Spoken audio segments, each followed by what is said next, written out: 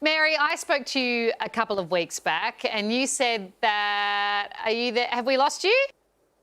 Nope, sorry. Is that your bird? Oh, it is a real bird. Sorry. That's all right. Sorry. You can have the bird in shot. Bird's welcome to join the interview.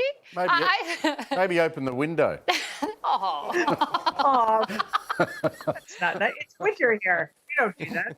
I spoke to you a couple of weeks ago and you said that the president wouldn't take defeat well. He seems to have proven you wrong, Mary. I wish he had.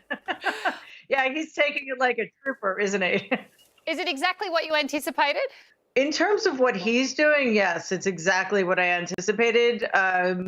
With a bit extra white supremacy in the mix. I wasn't necessarily anticipating that. But the problem, as usual, isn't him. It's his Republican enablers who are really putting our country at great risk. So that's what concerns me right now. Mary, do you think your uncle genuinely believes that the election was rigged, or is this just all for show? The interesting thing about Donald is that he starts off with a lie, because there's no way that he can admit this loss, because it's a loss he can't get out of. You know, he can't buy his way out of it. There's nobody to help him out of it in any way. So he has to put out the big lie, which, you know, appeases his supporters. But over time, I think he actually comes to believe his own hype. He is, in some ways, the only person I've ever known who can actually gaslight himself. So the longer this fiction goes on, I think the more he buys into it and the more he clings to it. He's pretty desperate right now.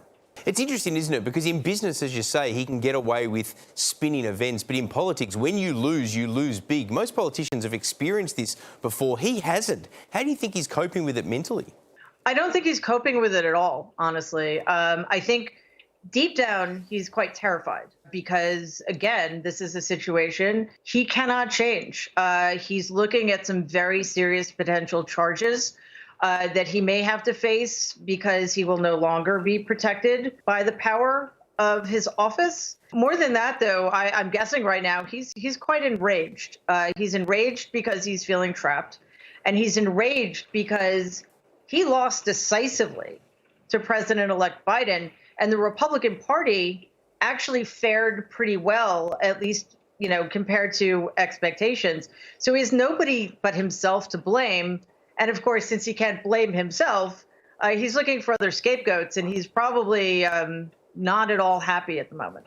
Take us inside the White House. What might be happening there within the family and in the private residence? I mean, what would Donald Trump be doing apart from tweeting on his phone? Yelling a lot, Yelling. I would imagine. Yeah, I would not want to be in his inner circle right now because, you know, he lashes out. And again, like I said, there's nobody to get him out of this. So any potential scenario that's presented to him does not lead to his staying in the Oval Office for 4 more years. And I think that's why not long ago we heard this theory being thrown about that he was going to run again in 2024, which is total nonsense. But I'm guessing that somebody came up with that idea just to assuage his ego.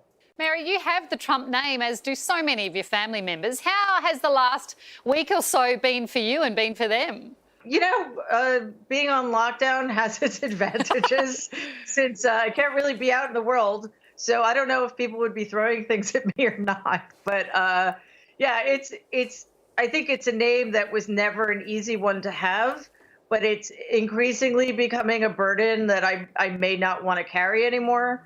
We'll have to see. I would personally prefer it if they changed their name, but I think it's going to come down to my changing mine. But yeah, I don't know. It feels fair that you shouldn't have to be the one to change your name. But speaking with family and speaking with people, I know you don't chat to Donald often, but many of your family do. What's going on at the moment within your family and behind closed doors? What are they saying about how he's going? I don't have any contact with anybody in my family for, I guess, probably obvious reasons. But again, I think certainly his children are doing everything in their power to stay on his good side. You know, their relationships are transactional, and they know that he is the person who gives them access to the money and the power, and they will stay on his good side as long as it's expedient. And he knows that too. So it's going to be very interesting to see how this plays out. Because, whether Donald concedes or not is entirely irrelevant to the process. He will no longer be in the Oval Office as of January 20th, 2021 at 12:01 p.m. So I think we're going to see a lot of trading and scrambling going on in the family. Mary, the combination of your knowledge and proximity to the family, coupled with having a PhD in psychology, I'm fascinated to know of the kids who you think is most capable or likely to be able to emulate Donald Trump, if any of them, in terms of that, I guess, charisma for some Americans that could see them follow in his footsteps. Yeah, it's a really interesting question, and it's not a simple answer, or it's not a straightforward answer, because the way I see it, Donnie embodies the base, the white supremacy, the racism, the cruelty, the pro-gun nonsense. Ivanka, on the other hand, I think is smarter, and she's better able to present herself as a moderating influence, which obviously she isn't, but she's more polished. So they each, I think, appeal to different parts of the Republican Party. The question is, will either one of them be able to capture the other part? And that I'm not really clear on.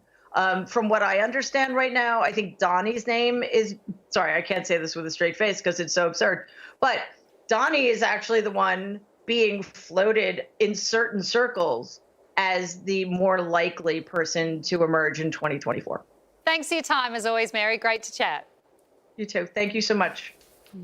Hey guys, so much interesting in there that she had to say, but the thing that I found most heartening was her belief, her strong belief that there was just no way that Donald Trump would run again in 2024. I thought that too, I hope thought she's it was right. a chance. It's so interesting. Her book is fascinating, and reading it before the election, it just gives so much insight into the family and her dad and why Donald is the way he is. But now, having watched him through the loss of the election, it all makes even more sense once you've read it. It's the definitely sad worth thing reading. here, though, is, we're sitting here tonight, talking about 11 million cases of COVID in the United States.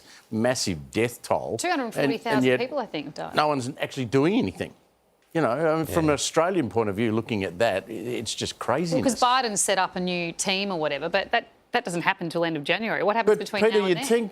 Peter, you'd think that there would be someone that he would talk to. Everybody has someone who can normally talk sense into you if you're doing stupid, dumb things, right?